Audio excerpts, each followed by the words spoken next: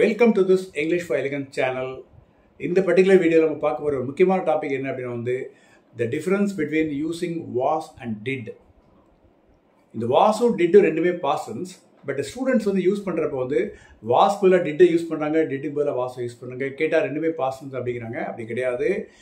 Both are different, both have to be separately used for different reasons. இப்போ was ஒரு auxiliary verb வரும்போது அல்லது helping verb வரும்போது பக்கத்துல ஒரு main verb வந்தால் அந்த main verb V1 ஆக இருந்தால் ing form கண்டிப்பாக வரும்.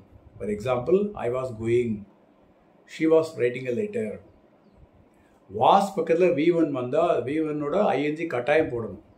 was sleeping அந்த மாதிரி வரும். was sleep னு வரக்கூடாது. was eat னு வரக்கூடாது. was eating. So, was பக்கத்துல V1 வந்தால் ing form தான் definite, that is past continuous. இந்த was verb, main verb இல்லாமே வரலாம். For example, yes it was அப்படின்னா ஆமாம் அது இருந்தது. yes I was அப்படின்னா ஆமா நான் இருந்தேன். So, I was, it was, he was அப்படிலாம் முடிக்கலாம். அது பக்கத்துல verb தேவை இல்லை. was என்றால் இருந்தது, இருந்தேன் அந்த மாதிரி வந்துரும். So, was டைரக்டாக யூஸ் பண்ணிக்கலாம் main verb இல்லாமல். she was. Question கேட்குறப்ப very simple. Was first கொண்டு வாங்க. Was he going to the market? அவன் மார்க்கெட் போயிட்டு இருந்தானா? Yes, he was going to the market. No, he was not going to the market. So, was நம்ம இன்ட்ராகேட்டிவ்க்கும் use பண்ணிக்கலாம். டைரக்டாக ஃபர்ஸ்ட்லேயே use பண்ணிக்கலாம். Was he going? Was she coming? Was I eating? நான் சாப்பிட்டுட்டு இருந்தேனா அப்படின்னு கேட்கலாம். ஸோ இது was. Did அப்படின்னா இதுவும் past tense தான். ஆனால் இதோட ரோல் வேறு. இது எப்படின்னா மெயின் வேர்பாகவும் வரும், ஆக்சிலரி வேர்பாகவும் வரும். For example, I did my work அப்படின்னா நான் அந்த வேலையை செய்தேன். I did not do my work அப்படின்னா நான் அந்த வேலையை செய்யவில்லை. I did not do my ஒர்க்கில் வரக்கூடிய டிட் ஒரு ஆக்சிலரி வேர்ப் அல்லது ஹெல்பிங் வேர்ப். அதுக்கடுத்து வரக்கூடிய do main verb. I did not do my work அப்படின்னா நான் அந்த வேலையை செய்யவில்லை. இந்த இடத்துல வரக்கூடிய டிட் அல்லது டிட் நாட் நெகட்டிவாக இருந்தாலும் பாஸ்ட் டென்ஸ் தான். But auxiliary verb, main verb டூலட். I did not do. So இப்போ டைரெக்டாக டிட்டு போகிறோம் வச்சுங்களேன்.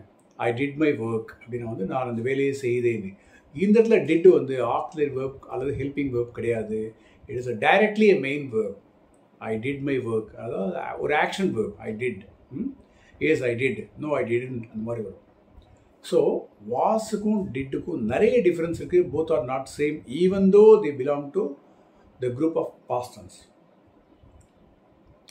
டிட்டை நம்ம கொஸ்டின்லேயே கேட்டுக்கலாம். Did you go there? நீ அங்கே போனியா? Yes I went there. No I did not go there. Did you write the exam? Yes I wrote the exam. No I did not write the exam. இந்த டிட்டை use பண்ணுறப்போ பக்கத்தில் subject போட்டு இன்ட்ராகேட்டிவ்ல அதுக்கடுத்து வரக்கூடிய verb always V1. Did you come? Did they eat? Did you right?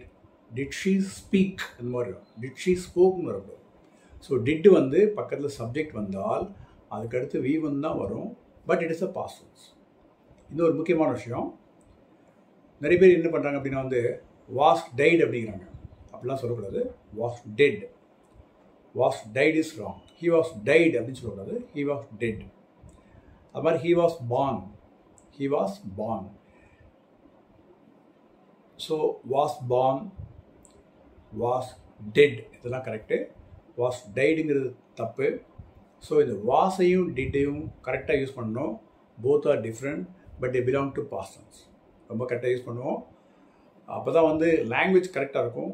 Grammatical mistakes can be avoided. அப்போ mistakes நமக்கு குறைய வருது. லாங்குவேஜ் ரொம்ப சூப்பராக இருக்கும். நிறைய மார்க்ஸ் நமக்கு கிடைக்கும். நம்முடைய கோல் அச்சீவ் ஆகிடும். ரைட்? கம்யூனிகேஷன் இப்போ பர்ஃபெக்டாக இருக்கும். Thank you very much. இந்த வீடியோ பிடிச்சிருந்தால் லைக் பண்ணுங்கள், ஷேர் பண்ணுங்கள், சப்ஸ்கிரைப் பண்ணுங்கள். தேங்க்யூ.